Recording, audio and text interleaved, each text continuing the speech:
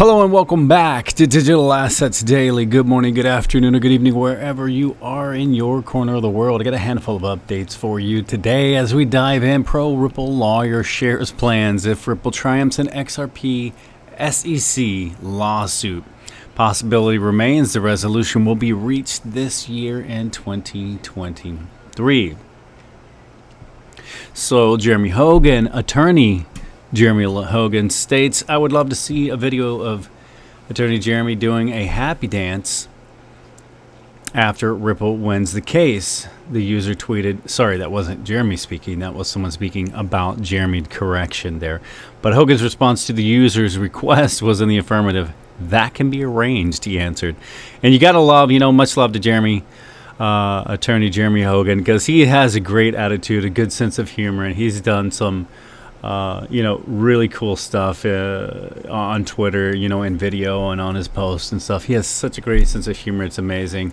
Also to a fellow Floridian, nothing but love there as well. So again, Jeremy Hogan, he's probably one of the most outgoing, fun, spontaneous people that do discuss Ripple and XRP.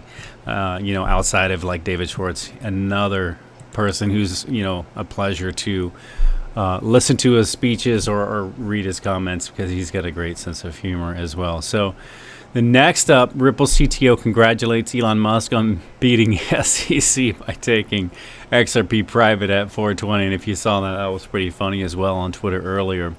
Where David Schwartz, says hello to Elon using his famous 420 Tesla tweet after the billionaire won against the SEC.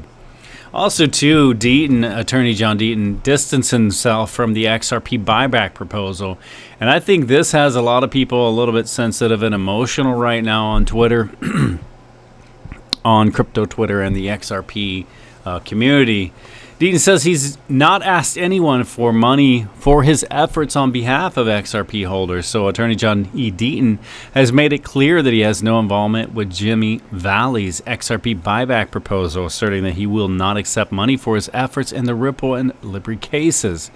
And again, if you've seen that, it's pretty much started popping up frequently today in my feed with the I guess it's like the Valhalla Capital community discussing the buyback and I don't even know what's all there, to be honest and transparent. I mean, I didn't really go into all that. That was not really my area of interest. Feel free, if you guys are listening, to contact me if it is something that I should be following a little bit more closely, or if you guys from Valhalla want to update me.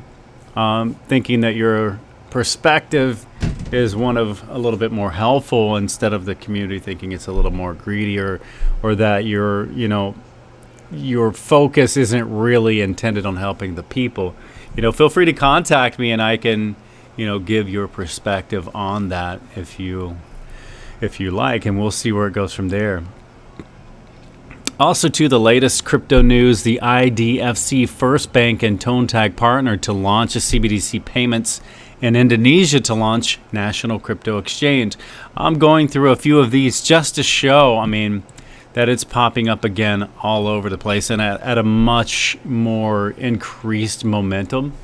It seems to be like the CBDCs are coming up. From here to March, and we've got a lot of ISO 20022. I believe finalizing everything else using that messaging system going live.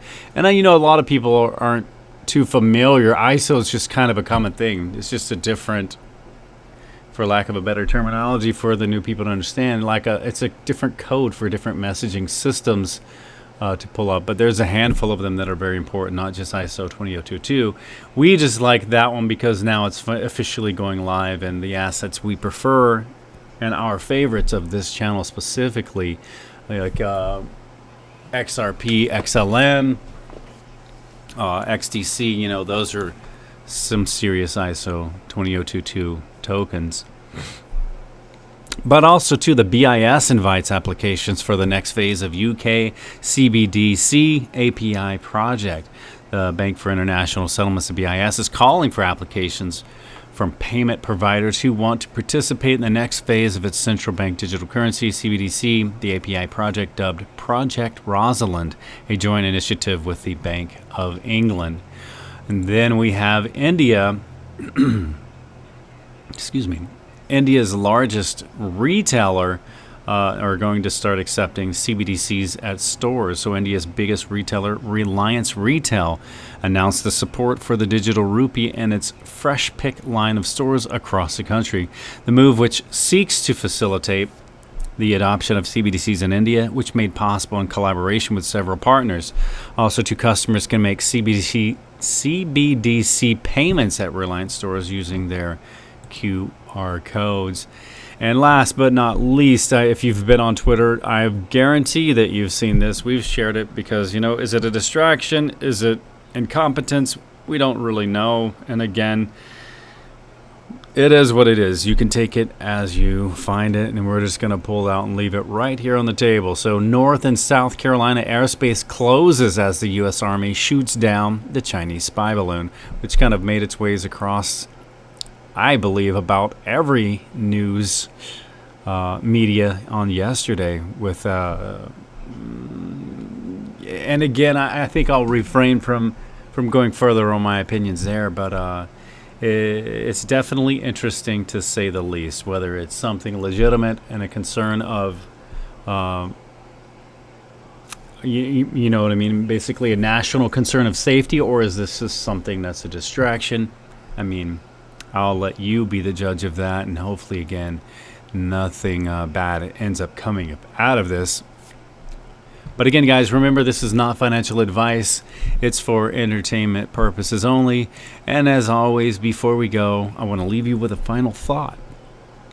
Never give up on a dream just because of the time it will take to accomplish it. The time will pass anyway. Much love, and we will catch you in the next one.